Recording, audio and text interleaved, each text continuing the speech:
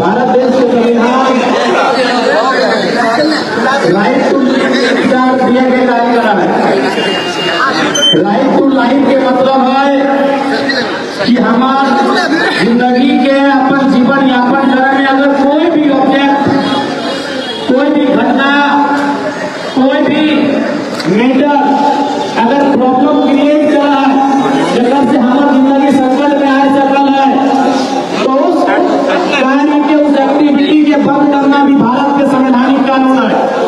जैसे for example, भले गाड़ी तोड़ लो, लेकिन हरवा से अगर हमारे शरीर के कोई नुकसान हो रहा हो तो तुरंत नहीं बजा सका। इसीलिए देखिए बहुत जगह लिखा रहा है कि हॉर्न प्रतिबंधित है, यानी वो राइट टू लाइफ आर्टिकल 21 से संबंधित है।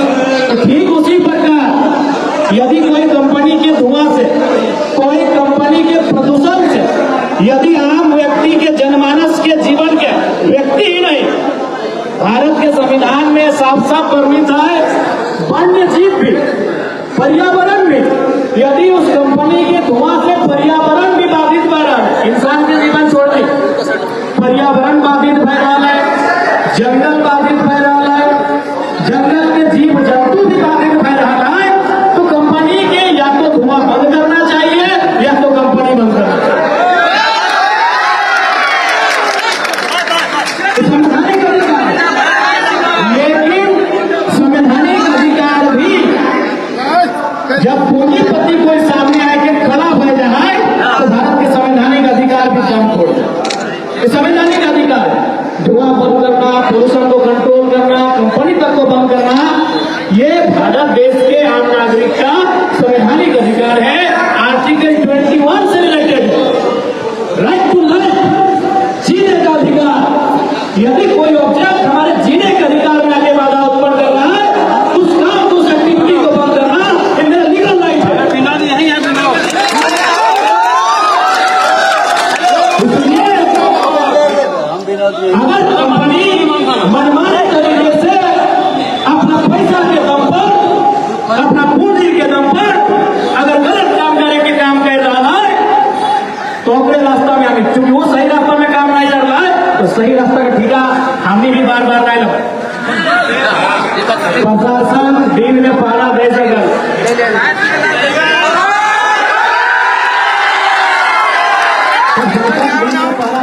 प्रशासन मजबूरी में देगा। प्रशासन की खुशी खुशी नहीं कर रहा है। तुम देखिए कंपनी, तो कंपनी का पैसा है तो पैसा बहुत तक देता है, विधायक के भी दे सका लो, सांसद के भी दे सका लो, पुलिस के बड़ा ऑफिसर के भी दे सका लो, एडमिनिस्ट्रेटिव में जितना हो अपने के बड़ा ऑफिसर के दे सका लो।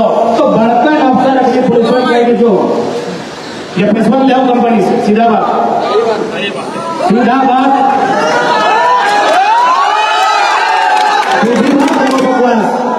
कोई भी कंपनी आखिर सबका शेयर कहाँ गया? कंपनी के अपना जो पैसा निकला है तो कहाँ जाए? देखो कहीं नहीं। इसलिए अगर जनता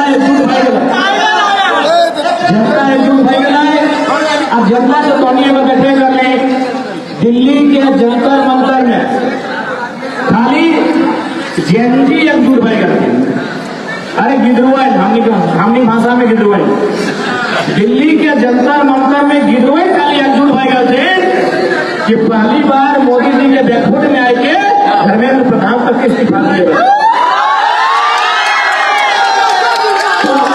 तो अगर जनता, इतना जनता एकजुट भाई गए, इतना जनता एक साथ भाई गए, बूढ़ा, बच्चा, महिला, नौजवान सभी जगह एक साथ भाई गए, तो कोई भी गलत करे वाला व्यक्ति का इस देश में, इस राज्य में खैर नहीं है।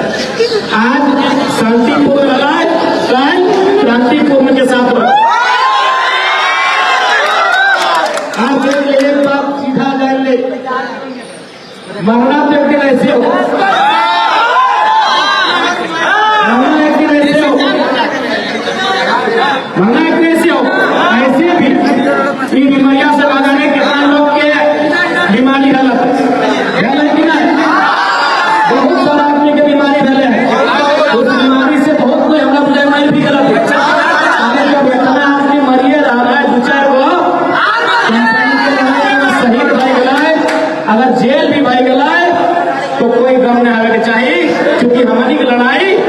आप पीढ़ी के लिए। भगत सिंह की तस्वीर लेके आते हैं। भगत सिंह भी अगर सोचता है कि हम मर जाए तो की बेटे, हम मर जाए तो हमारे बात, अगर वो सोचता है अपनी जिंदगी के बारे में तो देश आजाद ना है। इसलिए कभी कभी कोई आंदोलन, कोई ऐसा विषय भेजा है जगत हमने की इस पीढ़ी के अपन त्याग करे व्यवहार, इस पीढ़ी के अपन बलिदान दिए व्यवहार है ताकि हम आने वाला पीढ़ी के समस्या के सामना नहीं करें। इसलिए बाल हुकुम फैक्ट्री के प्रबंधक को हम स्पष्ट शब्दों में चेताना चाहेंगे कि भारत देश का कानून केवल पूंजीपतियों के लिए नहीं है, भारत देश का कानून एक आम व्यक्ति के लिए भी है। तो इसलिए जो कंपनी एक्ट कहता है और देश का जो कंपनी एक्ट है वो प्रदूषण की इजाजत नहीं देता। देश का कंपनी एक्ट पर्यावरण को क्षति करने की इजाजत नहीं देता है।